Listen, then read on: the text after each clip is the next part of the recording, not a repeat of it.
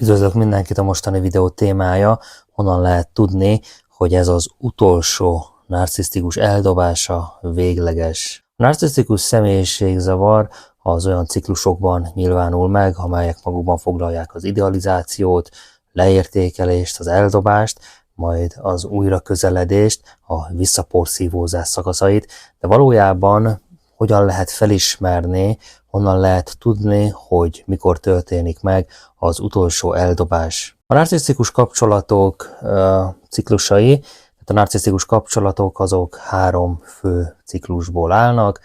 Az első az idealizálás, tehát ebben a szakaszban a narcisztikus személy az elhalmozza az áldozatot figyelemmel, szeretettel, tehát mintha ő lenne az ideális partner mindenben, tehát itt teljes az egyetértés, mivel a narcisztikus azt csinálja, hogy visszatükrözi az áldozata legmélyebb vágyait, az áldozat ezáltal pedig önmagába beleszeret, utána jön a leértékelés fázisa, tehát miután a narcisztikus meglátja, hogy hát a partnere is az emberből van, tehát ez a partner, ez eltér az idealizált eszményi képtől a narcisztikusnak az elméjében, amit létrehozott róla, és ezt nem tudja összeegyeztetni a partnerrel való személyét és az eszményi képet a valósággal, tehát a valóságban tapasztalt karakterrel, akkor egyszerűen leértékeli.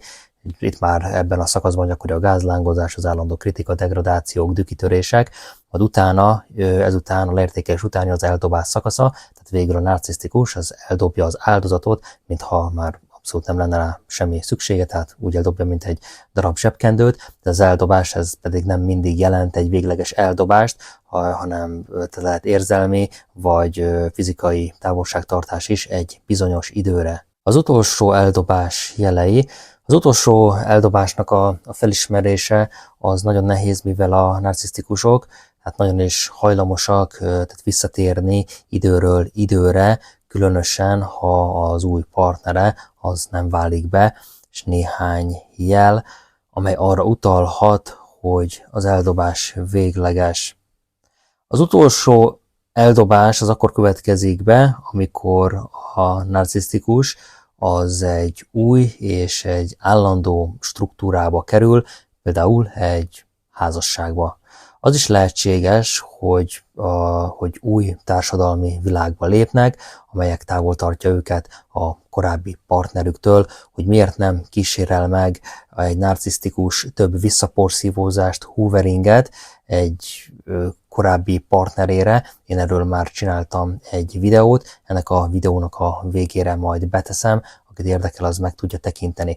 És akkor most elérkezünk egy nagyon fontos ponthoz, mert úgy gondolom, hogy lényeges lenne különbséget tenni a patológiás narcisztikus eldobás és a narcisztikus személyiségszerveződéses eldobás esetén, ugyanis nem mindegy, hogy valaki narcisztikus személyiségzavaros, tehát patológiás narcisztikus, vagy pedig idézőjelesen csak narcisztikus személyiségszerveződése van, tehát a narcizmus az egy spektrumzavar, egy nagyon széles spektrumon. A személyiségzavaros szint, tehát a patológia a spektrumnak a legfelső részén van, és egy patológiás narcisztikusnál nem beszélhetünk egyszerűen végleges eldobásról, tehát ott maximum polcra helyezésről beszélhetünk, mivel egy patológiás narcisztikusnak nincs meg a képessége, hogy leértékelje az eszményi képet az elméjében, amit a partneréről egykor létrehozott.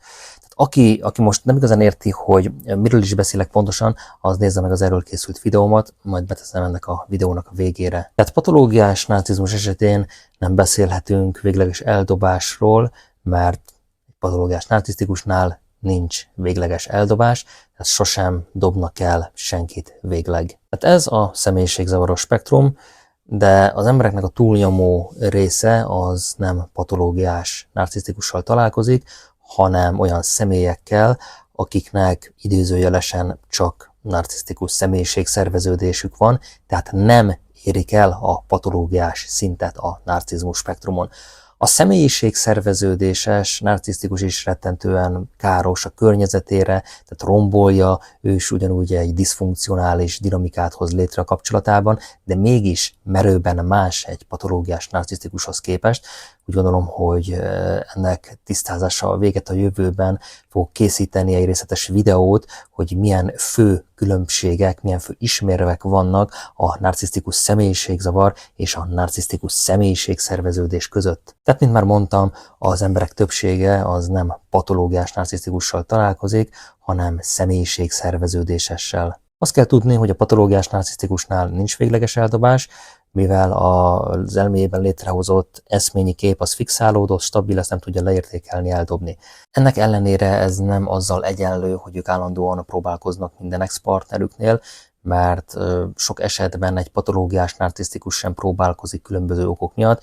Erről is már csináltam korábban egy videót, majd ennek a videó végére is beteszem ezt a videót.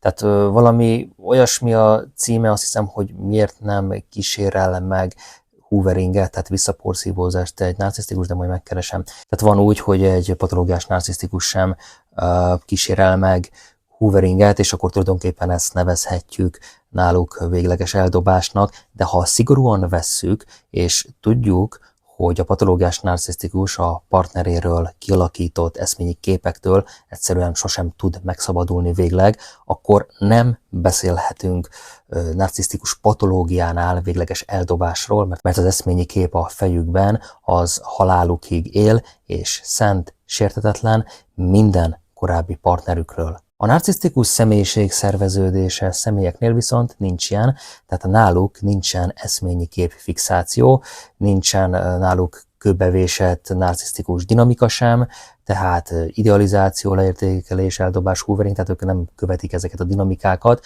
A személyiség szerveződéses narcisztikus, mint már mondtam, ő is rendkívül destruktív a kapcsolataiban, tehát ő is narcisztikus, és akkor most nézzük meg, hogy honnan tudhatjuk, hogy végleges ez az eldobás, és ez a narcisztikus személyiség szerveződéses személyekre vonatkozik.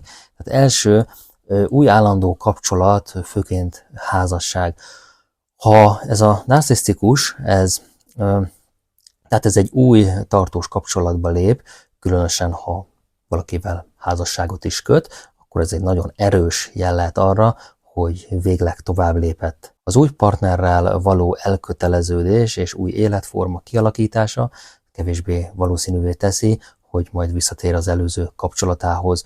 Ha talál maga mellé egy alárendelődő, egy behódoló partnert, akit tud kényekedve szerint irányítani, manipulálni, tehát teljes kontroll alatt tud tartani, mert a személyiség szerveződéses és kontrollmániás, vagy egy patológiás narcisztikus, akkor ez megfelelő tökéletesen egy narcisztikus személyiség szerveződéses személynek. Menjünk a kettesre, ez pedig a teljes eltávolodás. Amikor a narcisztikus teljesen eltávolodik a korábbi áldozatától, tehát beleértve gondolok itt a közös baráti körből való kilépést, tehát nem tartja már az áldozatnak a szüleivel sem a kapcsolatot, tehát ez is egy végleges eldobásnak a jele lehet, ugyanis ha már nincs semmilyen kapcsolódási pont, az újrakezdés esélye is csökken, tehát eltávolodik, kizárja a szüleit, kizárja a barátaid, nem keresi fel már a közös helyeket sem, ahova együtt jártatok, akár edzőterem, tehát téged is tiltott mindenhonnan, akkor valószínűleg végleges ez az eldobás egy narcisztikus személyiségszerveződéses személynél. Ha egy narcisztikusnál nem végleges az eldobás, akkor az biztos, hogy a barátaid közelében marad, akiken keresztül ugye majd tud befolyást gyakorolni rád, tehát illetve felkeresheti azokat a helyeket, ahol tudja, hogy majd te is megfordulhatsz. Ha ezeket nem teszi, hanem elvág mindent, akkor nagy a valószínűsége annak, hogy tényleg végleg eldobott. Egy igazi narcisztikus az mindig hagy kis kapukat. Megemlíteném itt az áldozat védekezését, tehát ha az áldozat részéről is lehet végleges ez az eldobás, ha az áldozat sikeresen megvédi magát, a saját határait, a narcisztikus személy újra közeledésétől, ez magában foglalhatja a blokkolást, tehát a kapcsolatnak a teljes megszakítását, a no kontaktot, vagy akár jogi lépéseket, mint például távolságtartási végzés. Menjünk a következőre, ez az új forrás, tehát amikor egy narcisztikus új és bőséges ellátási forrás talál magának, amelyek hosszú távon kielégítik a szükségleteit, kevésbé valószínű, hogy visszatér az előző partneréhez. Ez új forrás, ez lehet egy új partner is, igen, de sok minden lehet, tehát lehet egy munkahely is, vagy lehet egy teljesen más környezet, ahol megkapja a szükséges figyelmet, megerősítést, tehát ahol úgymond a számításai bejönnek, ha például talál egy olyan munkahelyet, ahol rengeteg pénzt tud keresni, a pénzből pedig nagyon sok dolgot tud megvásárolni, és megkap mindent, amit csak akar, akkor tökéletesen el van ezzel egy narcisztikus személyiségszerveződéses. A narcisztikusnak az új forrás, tehát az nem csak személy lehet, nekik a lényeg a figyelemnek a beszerzése, és ezt nagyon sok helyről be tudják szerezni. Megemlíteném itt a saját élet teljes kialakítása az áldozatnál, tehát az áldozat számára a végleges eldobás akkor is megvalósulhat, ha sikerül teljes mértékben kialakítani egy egészséges és teljes életet, amelyben a narcisztikus, tehát úgymond már nem talál helyet magának, tehát ha az áldozat új jelentőségteljes tevékenységeket végez, és esetleg egy új egészséges kapcsolatban él, akkor a narcisztikus nehezebben talál visszautat. Tehát itt nagyon sokszor elmondom, hogy fontos önmagunkra tenni a fókuszt, és a saját életünkkel, a saját mentális jólétünkkel foglalkozni,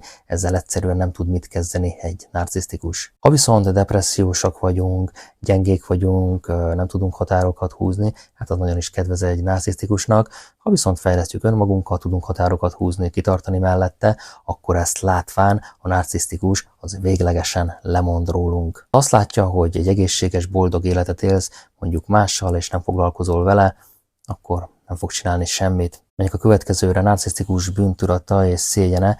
Bizonyos esetekben a narcisztikus szégyenérzete vagy a sikertelen újraközeledések okozta frusztráció miatt végleg elhagyhatja az áldozatát. Ez különösen igaz lehet, ha a narcisztikus úgy érzi, hogy az ismétlődő visszatérések azok már rossz fényt vetnek rá. A patológiás narcisztikus is elmehet ilyenkor végleg, de ne feledjük, az eszményi kép a partnereikről az elméjükben az fixálódott, és ezt nem tudják leértékelni, nem tudják eldobni.